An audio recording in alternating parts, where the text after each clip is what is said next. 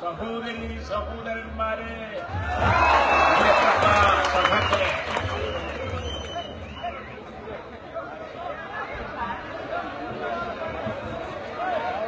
ധർമ്മട നിയോജക മണ്ഡലത്തിൽ ഇടതുപക്ഷ ജനാധിപത്യ മുന്നണിയുടെ സ്ഥാനാർത്ഥിയായി സഖാവ് പിണറായി വിജയൻ മത്സരിക്കുന്നു. അദ്ദേഹത്തിന് നിങ്ങളുടെ എല്ലാ പേരുടെയും വോട്ടു നൽകി ചുറ്റിയേരുവ നക്ഷത്ര ചിഹ്നത്തിൽ വോട്ടു നൽകി അഭിമാനകരമായ ഭൂരിപക്ഷത്തോടെ വിജയിപ്പിക്കണമെന്ന് ഞാൻ വിനീതമായി അഭ്യർത്ഥിക്കുകയാണ്. സുഹൃത്തുക്കളെ, ഇന്ന് ഞാൻ ഗസ്റ്റ് ഹൌസിൽ നിന്ന് ഇങ്ങോട്ട് വരുമ്പോൾ പത്രമൊന്ന് തുറന്നു നോക്കി. അതിൽ UDFന്റെ മാനിഫെസ്റ്റോ വായിക്കാനിടയായി. ആ മാനിഫെസ്റ്റോയിൽ പറയുന്നത് അഴിമതിരഹിതമായ ഒരു ഭരണമായിരിക്കും ഞങ്ങൾ കാഴ്ചവെക്കുന്നത് എന്നാണ്. എനിക്കുണ്ടായ ചിരിക്ക് അവസാനമുണ്ടായില്ല. ഞാൻ അപ്പോഴാണ് ഒന്നോർത്തത്.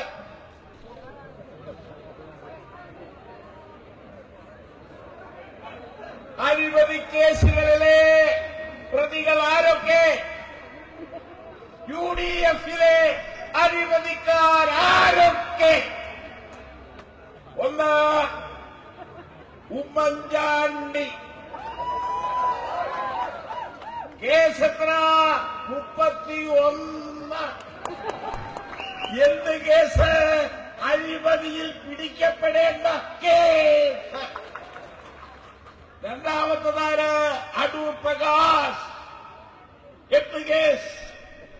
മൂന്നാമത് കെ ബാബു, എക്സൈസ് മന്ത്രി Babu, 6 case. KM Mani, 8 case. Ramesh Chennithala, 9 case. Thiruvanchoor Radhakrishnan, 14 case. Abdul Rabb, 11 case. VS Sivakumar, 10 case. Manjalamkuzhi Ali, 8 case. VK Ebrahim Kunju, 8 case.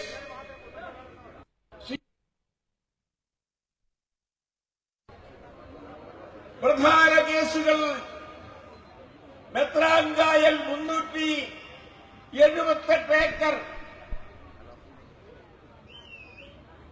കൊടിമത 125 acre, Kadavakkudi 47 acre,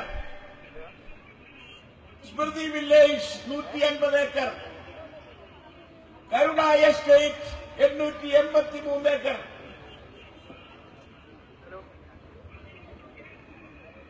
hopes plantation 750 acre, Santhosh Madhavan 128 acre, Prakash estate 41 acre,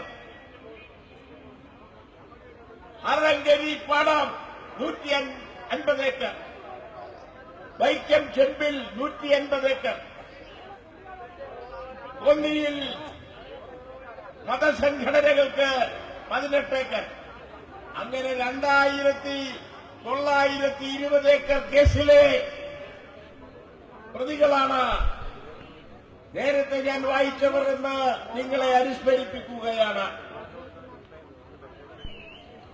അഴിമതി കേസിലെ പ്രതികളിൽ UDF ഉമ്മൻചാണ്ടി ഗവൺമെന്റിന്റെ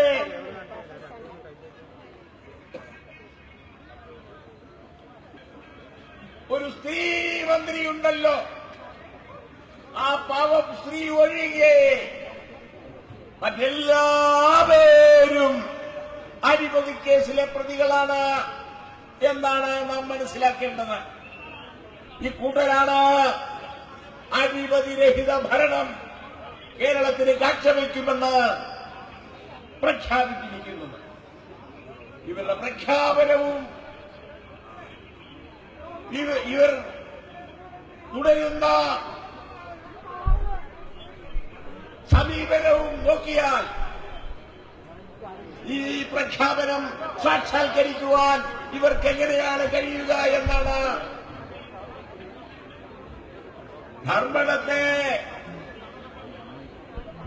പൗരാവലി വോട്ടർമാർ മാത്രമല്ല, കേരളത്തിലെമ്പാടുമുള്ള വോട്ടർമാർ ചിന്തിച്ചാൽ ചിരിച്ചു മണ്ണ് തപ്പും. അത്രയേറെ പരസ്പര വിരുദ്ധമായ മുദ്രാവാക്യമാണ് ഇവർ സ്വീകരിച്ചിരിക്കുന്നതെന്ന് നമുക്ക് മനസ്സിലാക്കാൻ കഴിയും. ഇടതുപക്ഷ ജനാധിപത്യ മുന്നണി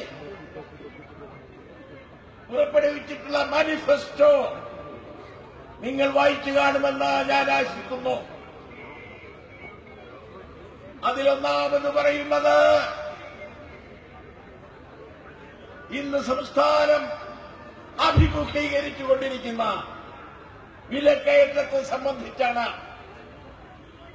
ഇടതുപക്ഷ ജനാധിപത്യ മുന്നണി അധികാരത്തിൽ വന്നിട്ടുള്ളപ്പോഴൊക്കെ 1957 സഹ VMS നമ്പൂതിരിപ്പാടിന്റെ ഗവൺമെന്റ്, അതിനുശേഷം സഖാവ് വയനാടിന്റെ ഗവൺമെന്റ്, 2006 മുതൽ 2011 വരെ VS അച്യുതാനന്ദന്റെ ഗവൺമെന്റ്. ഈ ഗവൺമെന്റുകളുടെ കാലത്തെല്ലാം പൊതുവിതരണ സമ്പ്രദായം ഏർപ്പെടുത്തി വിലക്കയറ്റത്തിൽ നിന്ന് ജനങ്ങളെ രക്ഷിച്ച പാരമ്പര്യമാണ് ഇടതുപക്ഷത്തിന് ഉള്ളത്. അരിക്ക് 1 കിലോയ്ക്ക് 42 രൂപ വിലയുണ്ടായിരുന്നപ്പോഴാണ് കോൺഗ്രസിന്റെ UDFന്റെ ഗവൺമെന്റ് അധികാരത്തിൽ ഇരുന്നത്. ഇടതുപക്ഷം അധികാരത്തിൽ വന്നതിന് ശേഷം പൊതുവിതരണ സമ്പ്രദായം ഏർപ്പെടുത്തി. ഭക്ഷ്യമന്ത്രിമാർ ഇന്ത്യയുടെ നാനാഭാഗത്തും പോയി. ആന്ധ്രാപ്രദേശ്, പശ്ചിമ ബംഗാൾ തുടങ്ങിയ സംസ്ഥാനങ്ങളിൽ പോയി നല്ല സാധനങ്ങൾ മര്യാദ വിലയ്ക്ക് വാങ്ങി കേരളത്തിൽ കൊണ്ടുവന്ന് മാവേലി സ്റ്റോറുകൾ, നീതി സ്റ്റോറുകൾ എന്നിവ വഴി വിതരണം ചെയ്തു. 1 കിലോ അരിക്ക് 42 രൂപ വാങ്ങിയ പ്രദേശത്ത് 1 കിലോ അരി വെറും 14 രൂപയ്ക്ക് നൽകി. അങ്ങനെ 14 ഐറ്റങ്ങൾ കേരളത്തിലെ ജനങ്ങൾക്ക് നിയന്ത്രിത വിലയ്ക്ക് നൽകി. ഇടതുപക്ഷ ജനാധിപത്യ മുന്നണി പുറപ്പെടുവിച്ചിട്ടുള്ള മാനിഫെസ്റ്റോ നിങ്ങളെല്ലാം വായിച്ചു കാണുമെന്ന് ഞാൻ ആശിക്കുന്നു. ആ മാനിഫെസ്റ്റോയിൽ പറയുന്നതെന്ത്? ഇടതുപക്ഷം അധികാരത്തിൽ വന്നാൽ തുടർന്ന് 5 വർഷവും നിയന്ത്രിത വിലയ്ക്ക് അത്യാവശ്യ നിത്യോപയോഗ സാധനങ്ങൾ പൊതുജനങ്ങൾക്ക് വിതരണം ചെയ്യുമെന്നാണ്. 5 വർഷവും.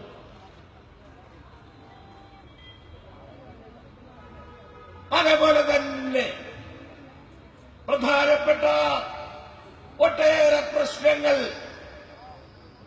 അത് കൈകാര്യം ചെയ്യുവാൻ വേണ്ടി ബന്ധപ്പെട്ട മന്ത്രിമാരെ, വ്യവസായ മന്ത്രി, തൊഴിൽ മന്ത്രി, വിദ്യാഭ്യാസ മന്ത്രി എന്നിവർക്കെല്ലാം പുറമെ സ്ത്രീകളുടെ പ്രത്യേക പ്രശ്നങ്ങൾ കൈകാര്യം ചെയ്യാൻ അതിനൊരു പ്രത്യേക വകുപ്പ് ഇടതുപക്ഷ ജനാധിപത്യ മുന്നണിയുടെ ഗവൺമെന്റ് ഈ നിലയിലാണ് വകുപ്പുകൾ കൈകാര്യം ചെയ്യാൻ പോകുന്നതെന്ന് മാനിഫെസ്റ്റോ സൂക്ഷിച്ച് വായിച്ചാൽ ആർക്കും മനസ്സിലാകും. അങ്ങനെ സമൂഹത്തിലെ ഏറ്റവും പ്രധാനപ്പെട്ട വകുപ്പുകൾ കൈകാര്യം ചെയ്യുന്നതിന് നിശ്ചയിച്ചിട്ടുള്ളപ്പോൾ സമൂഹത്തിലെ 50% ജനങ്ങൾ ഉൾക്കൊള്ളുന്നതാണ് നമ്മുടെ അമ്മമാരും സഹോദരിമാരുമായിട്ടുള്ള ആളുകൾ.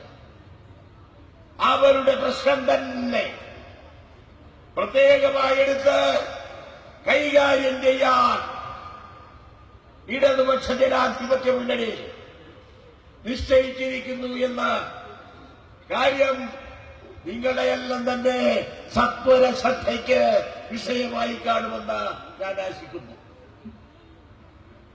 മാനിഫെസ്റ്റോയിലെ മറ്റ് വിശദാംശങ്ങളിലേക്കൊന്നും ഞാൻ പോകുന്നില്ല.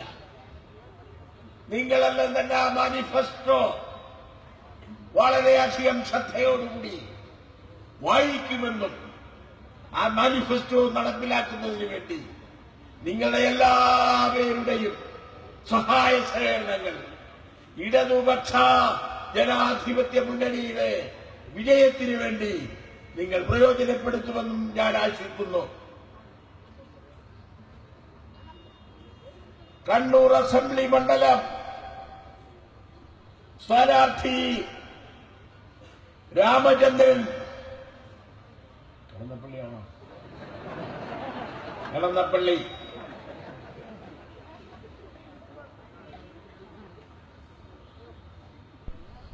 അദ്ദേഹം ഈ വേദിയിലുണ്ട്. അദ്ദേഹത്തെയും നിങ്ങൾ വിജയിപ്പിക്കണമെന്ന് ഞാൻ വിനീതമായി അഭ്യർത്ഥിക്കുകയാണ്.